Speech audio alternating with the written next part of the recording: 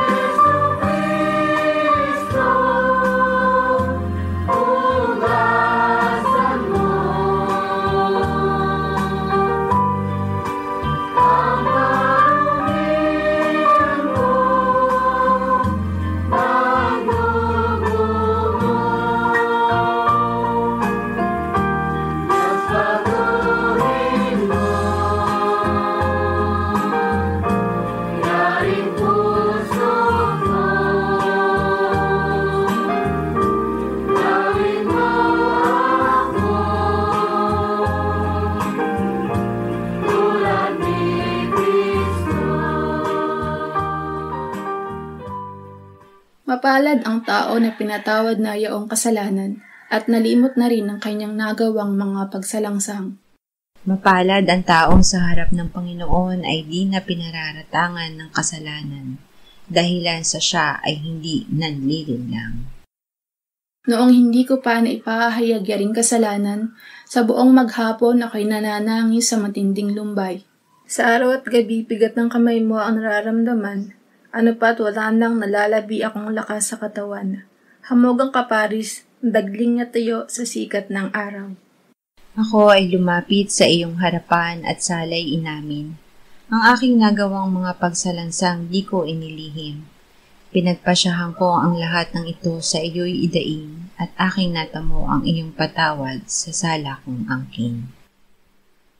Mga minamahal, sinasabi sa unang Juan, Kabanata 1, Talata 9, kung ipinapahayag natin ang ating mga kasalanan, maaasahan nating ipatatawad sa atin ng Diyos ang mga ito at lilinisin tayo sa lahat ng ating kasamaan sapagkat siya ay tapat at matuwid. Salamat sa iyo, O Diyos. Pinatunayan mo ang iyong pag-ibig sa amin nang si Kristo ay mamatay para sa amin noong kami mga makasalanan pa. Ngayon ay buksan mo ang aming mga labi at kami ay magpupuri sa iyo.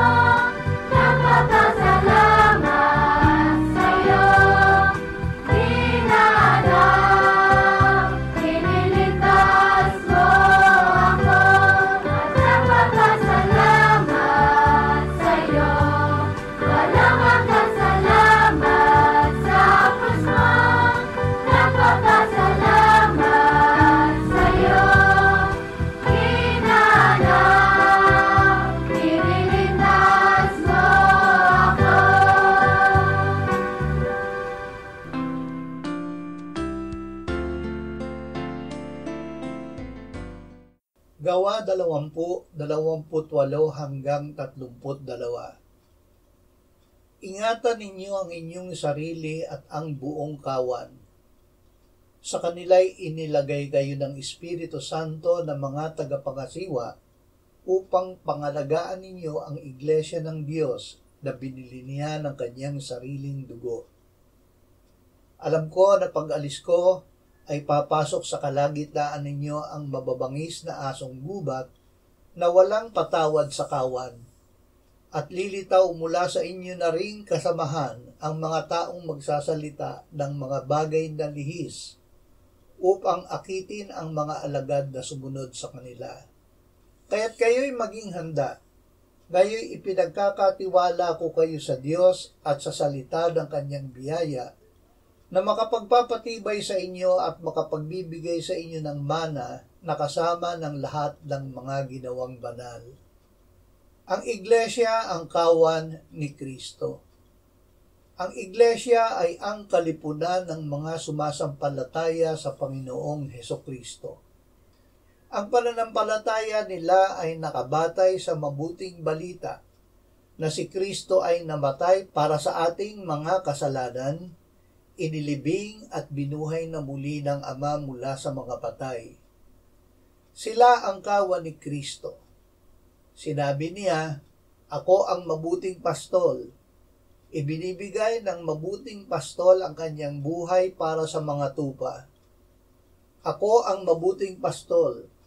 Kilala ko ang sariling akin at kilala ako ng sariling akin.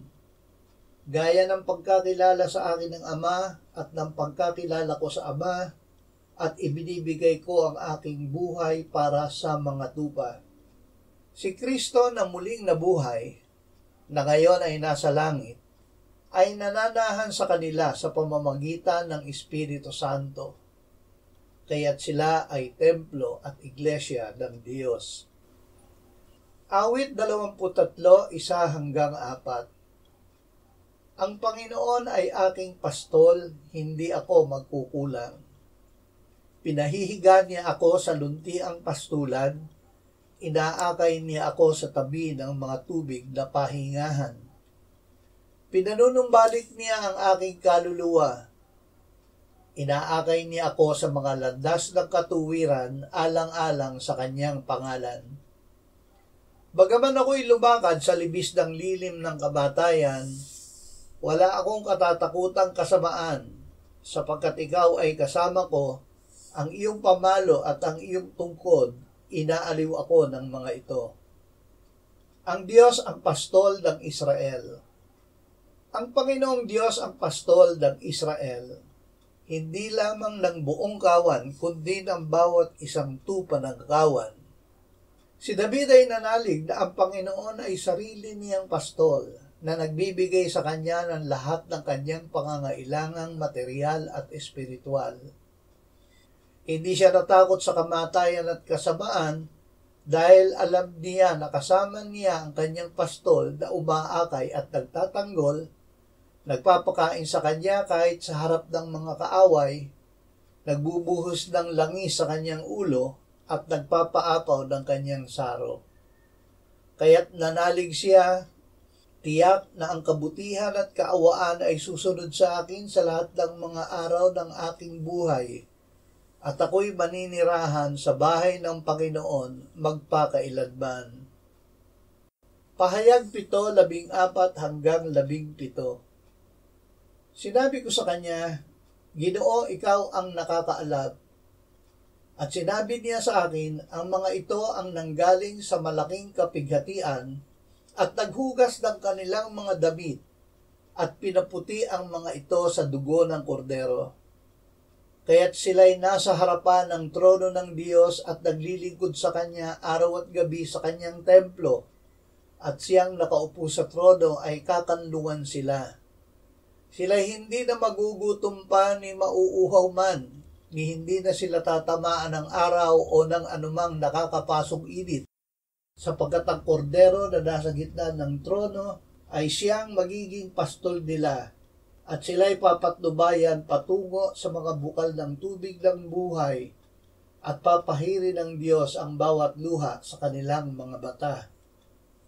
Ang kordero ay ating pastol. Ang Panginoong Hesus ang kordero na pinaslang bago pa itatag ang sanlibutan. Siya ang kordero ng Diyos na nag-aalis ng kasalanan ng sanlibutan. Sa pamamagitan ng Espiritu Santo ay inihandog niya sa Diyos ang kanyang dugo na walang dungis upang linisin ang ating budhi mula sa mga gawang patay upang maglingkod sa Diyos na buhay.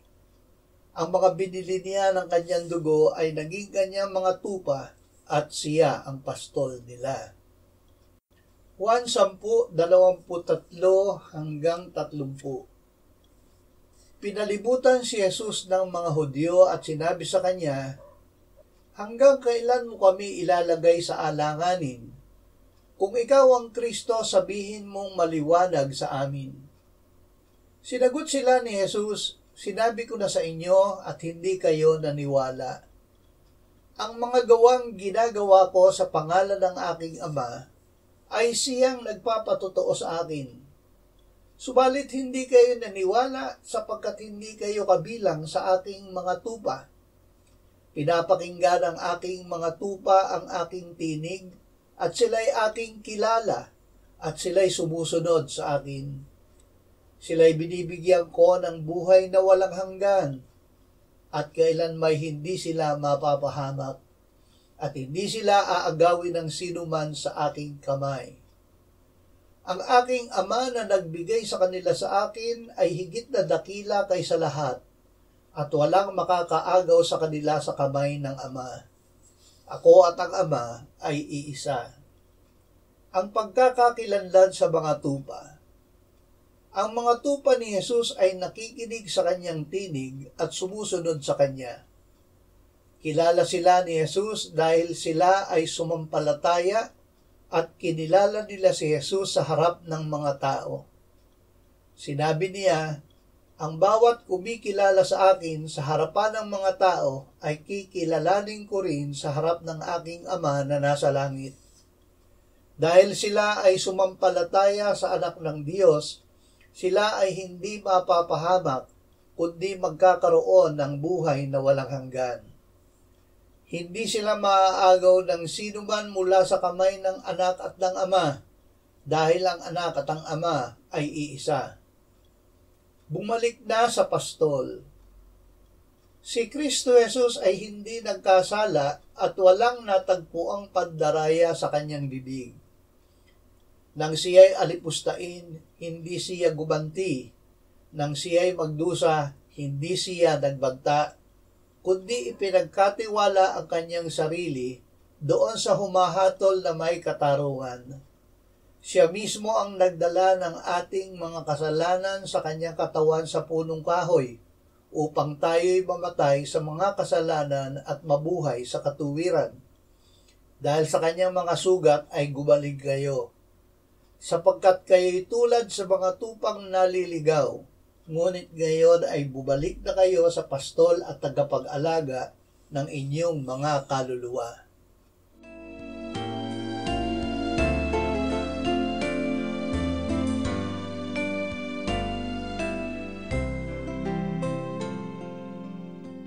Manalangin tayo.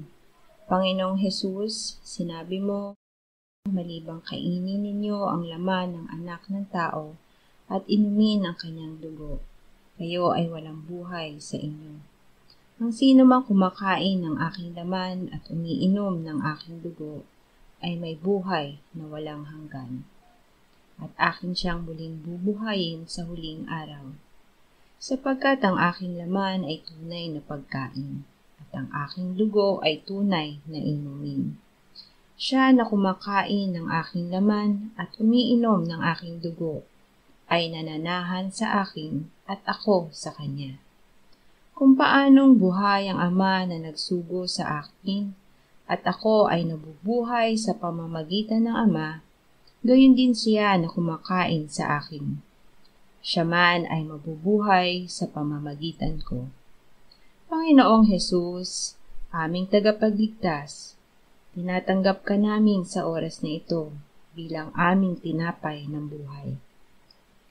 Tinatanggap namin ang iyong katawan na ipinako sa krus, namatay, inilibing, pinuhay na muli at iniakyat ng Ama sa kanyang kanan sa langit bilang aming tunay na pagkain. Tinatanggap namin ang iyong dugo na nabuhos sa ikapagpapatawad ng aming kasalanan bilang aming tunay na inumin. Manahan at mabuhay ka sa amin upang kami ay mamuhay sa pamamagitan mo kung paanong ikaw ay namuhay sa pamamagitan ng Ama. Salamat, Ama, sapagkat dahil kay Kristo, kami ngayon ay nakapamumuhay kasama mo kaisa ng Espiritu Santo. Sa iyo ang lahat ng kalwalhatian, ngayon at magpakailanman. Amen.